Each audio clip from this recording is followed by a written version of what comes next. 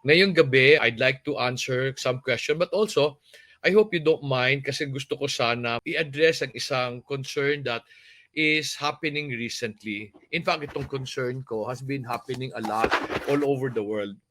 And it is feeling ko the wrong use of freedom. I'm really hoping that this session will not offend anybody but alam mo, in the recent past, merong dalawang event that really triggered my desire to address this issue on freedom.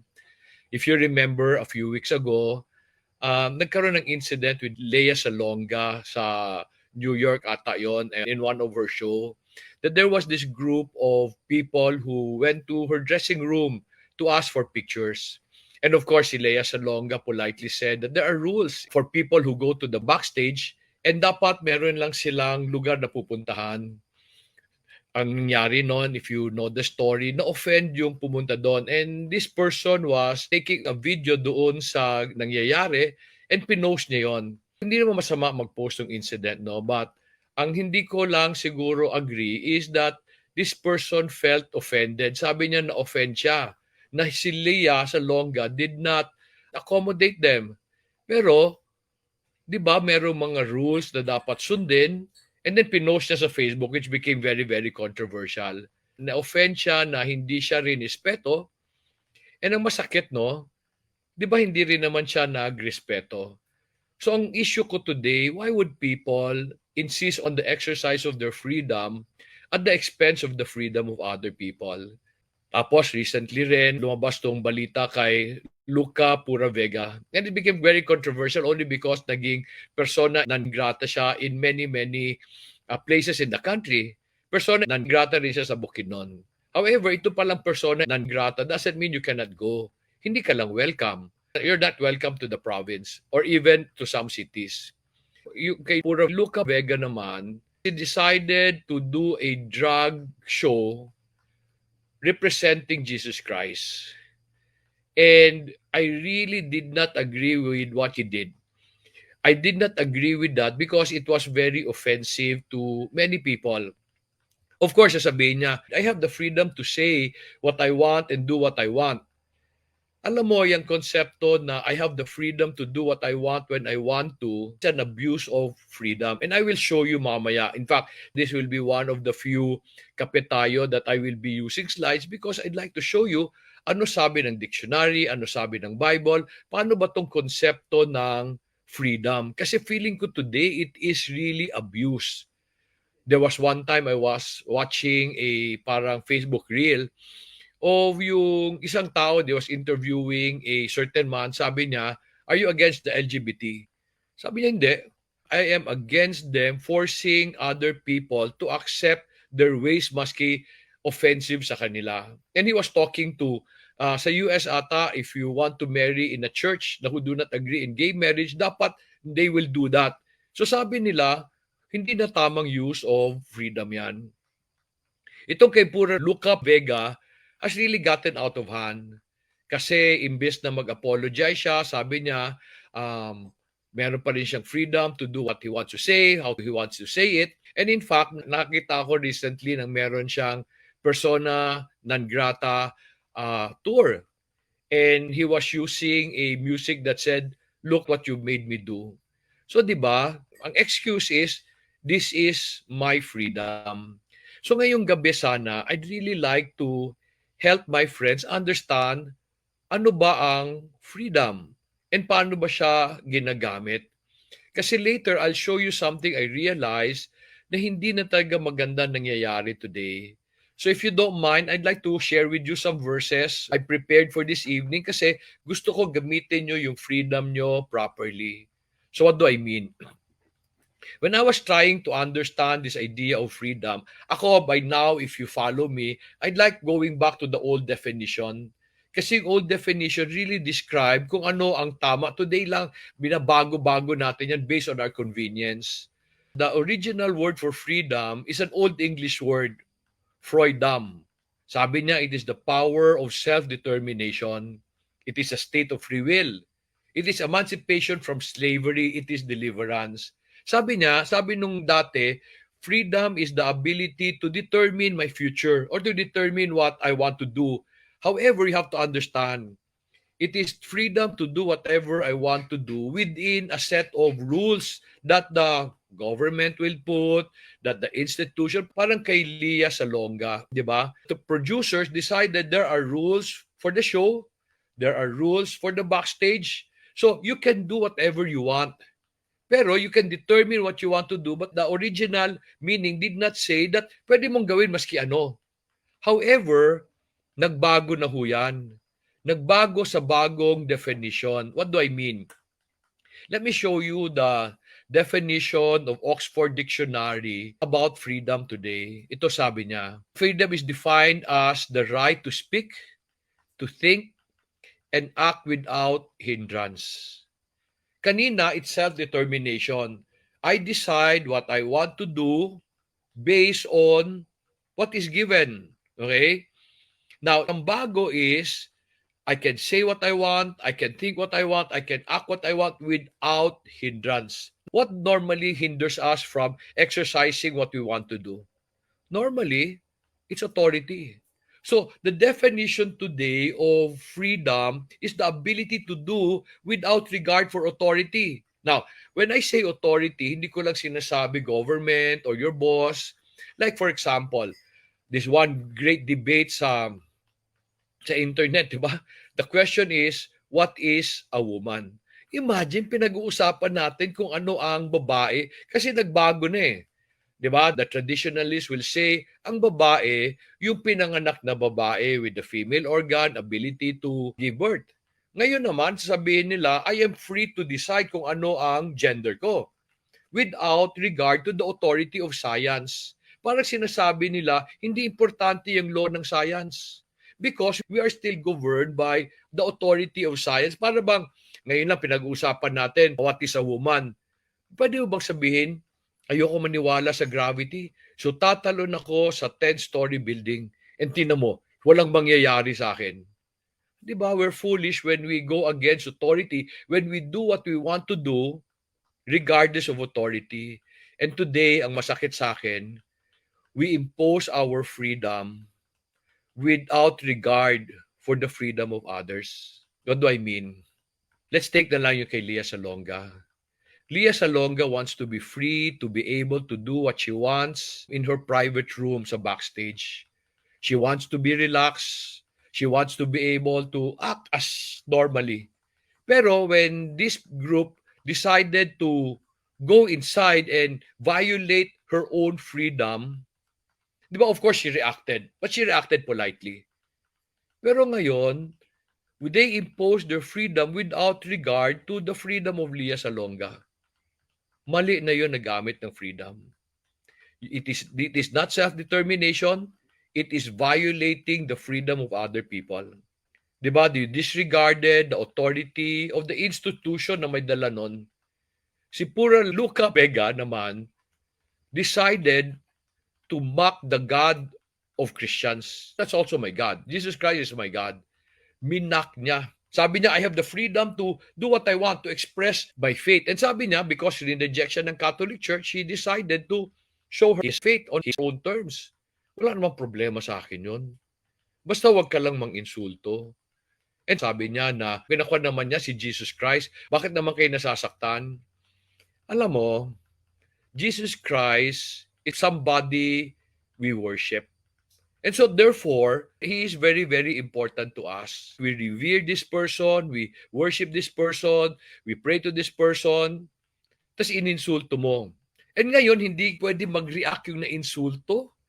Diba? Because you're violating their freedom.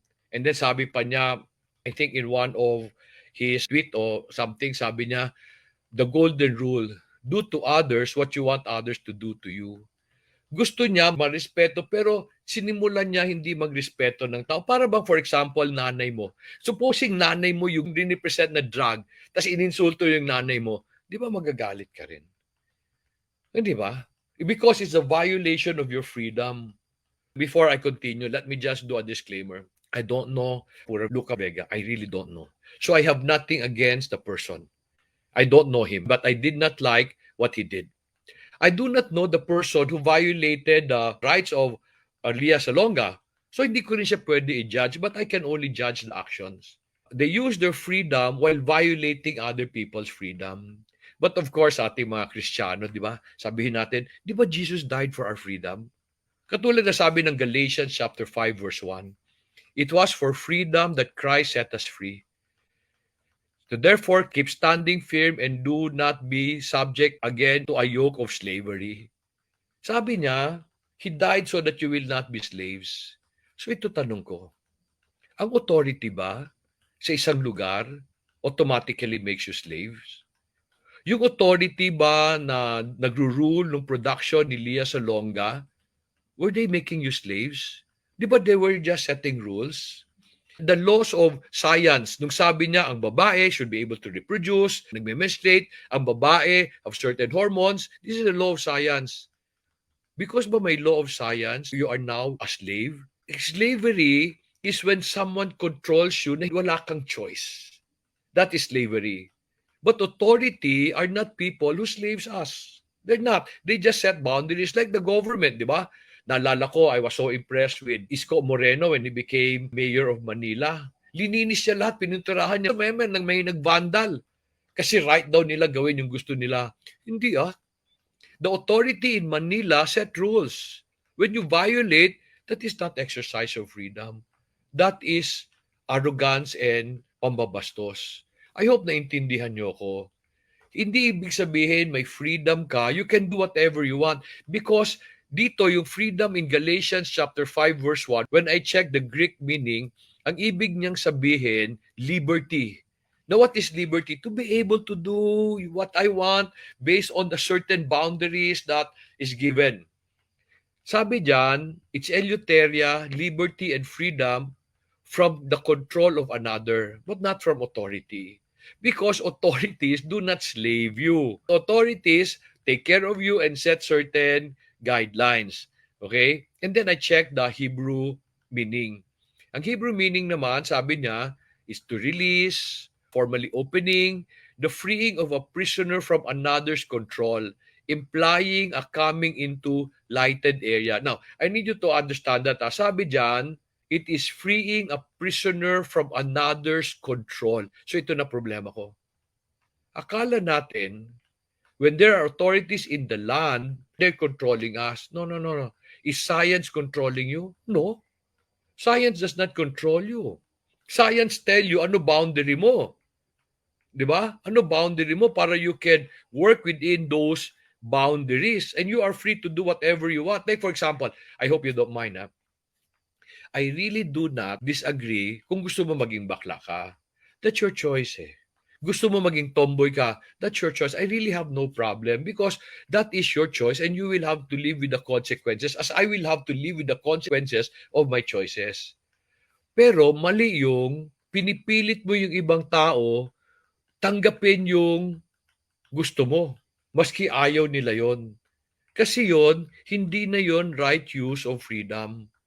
And then meron akong gustong sabihin. This is very important. Do you know that you are never free?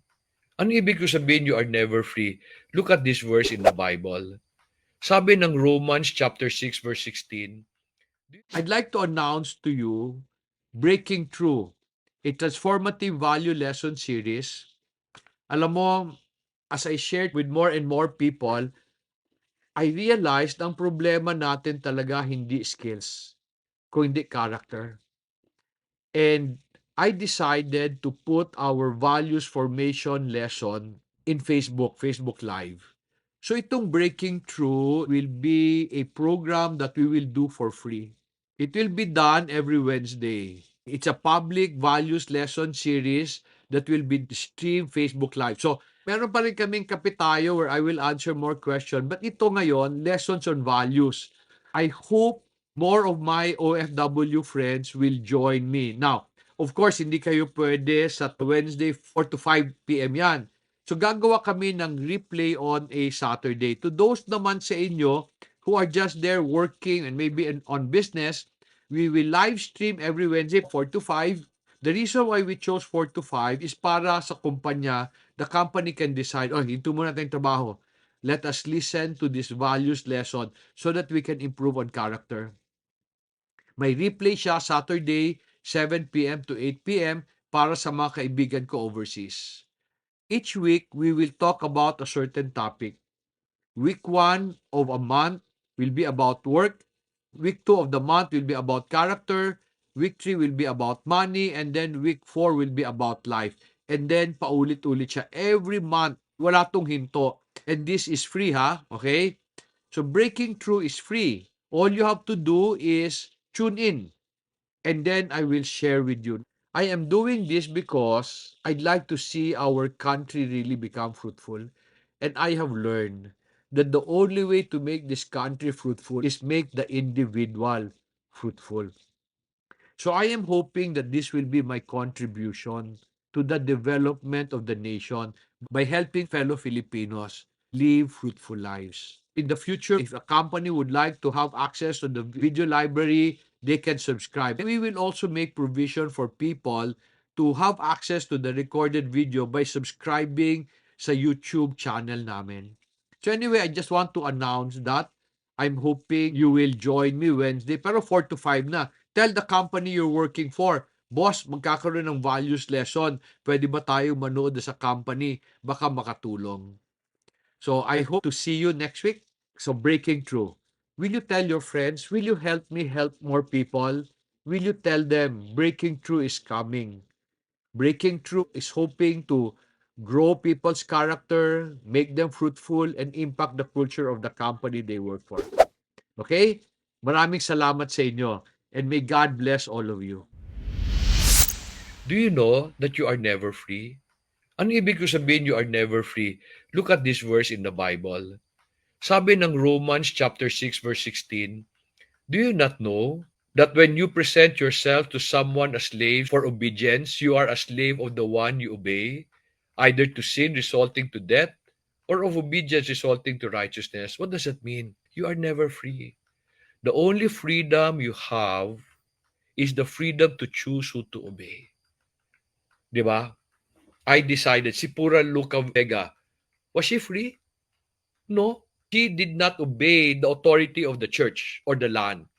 But he obeyed his foolish nature. Gumawa siya ng isang bagay na nakasakit. Inobey niya yung gusto niya. Sabi niya, I am free to do whatever I want. Tama yon. Pero tama ba yun sa ibang tao? He was not free. He was a slave to that sinful nature. Diba? Free siya sa authority ng church at ibang tao.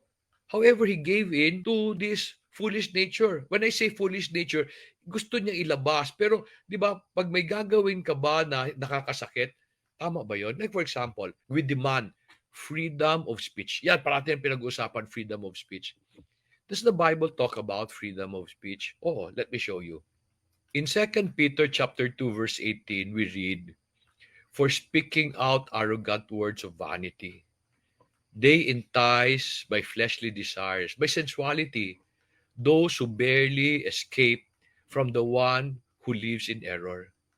And sabi ng verse 19, promising them freedom while they themselves are slaves of corruption. For by what a man is overcome, by this he is enslaved. Sabi ng verse 18, if your words are arrogant, kung nakakasakit ka, that is not freedom anymore. It is an abuse of freedom. Tama ka. You can say whatever you want. But if you are now hurting other people and violating their freedom, mali na yon. Kasi ang tanong ko, gusto mo ba ganunin ka rin ng ibang tao? Like for example, ito si Pura Luka Vega, nag-react ang mga municipality, persona non grata, di ba? Because they felt violated, lumaban sila, they also expressed their own freedom. Di ba? Ngayon nagagalit siya, bakit yung gagawin sa akin yan? Bakit yung gagawin sa akin? Di ba kasi sinimulan mo eh. Di ba? And then you said, do to others what you want others to want to do to you. If you want to be respected, respect others first. If you want to be loved, love others first and they will love you. I am sure Pura Luka Vega wants acceptance and love. I'm sure of that. All of us want that. Nasaktan siguro siya, some of his experiences, kaya niya nagawa yon. However, by insulting others, you will not invite love. You will also invite insult. I hope naintindihan niyo ako. Tama ka. You have the freedom to say whatever you want. But if you want others to say something good to you, say something good first. But if you are willing to insult other people, be ready to be insulted also. And then finally, di ba, sabi dito, promising them freedom. Di ba, freedom, ay free. Pinakita nila, they themselves are slaves of corruption. I don't know what happened to the person who posted the video about Leah Salonga. Maybe some people agreed with him, but many people did not. Itong si Luka, Pura Vega, meron din nag-support. But more people did not. Why? Because they felt offended. He insulted or mocked their God. He also mocked my God. Di ba? I do not want to attack the person. Gusto ko lang malaman nyo na dapat pag ginawa mo yun, you should be ready to accept those things also. Unless, if you want to stop it, apologize, tapos na. Di ba sabi niya in his tweet, in everything, therefore, treat people the same way you want them to treat you. For this is the law and the prophet. Ang sinasabi niyan, kung gusto mong mahalin kanila, mahalin mo muna sila. Kung gusto mong respetuhin kanila, respetuhin mo muna sila. Kung gusto mong pakinggan kanila, pakinggan mo muna sila. Because people will always reciprocate. Finally, let me just give you, alam mo, my conclusion. The world has been abusing their use of freedom. Kasi they go against authority. They also violate the freedom of other people. So ito tanong ko, what happens when you abuse your freedom? What happens when you impose what you want on other people? What happens? Do you know that now you're the oppressor?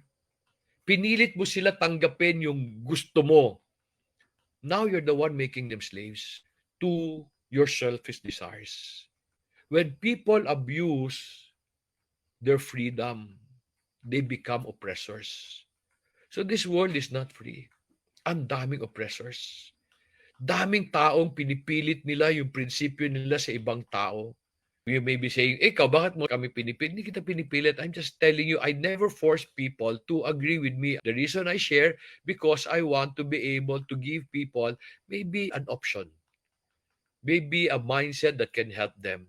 If you are free not to agree with me, I will not impose. But the LGBT community has been imposing their views on others, especially pag magpapakasal sila sa isang simbahan na does not agree. That is offensive.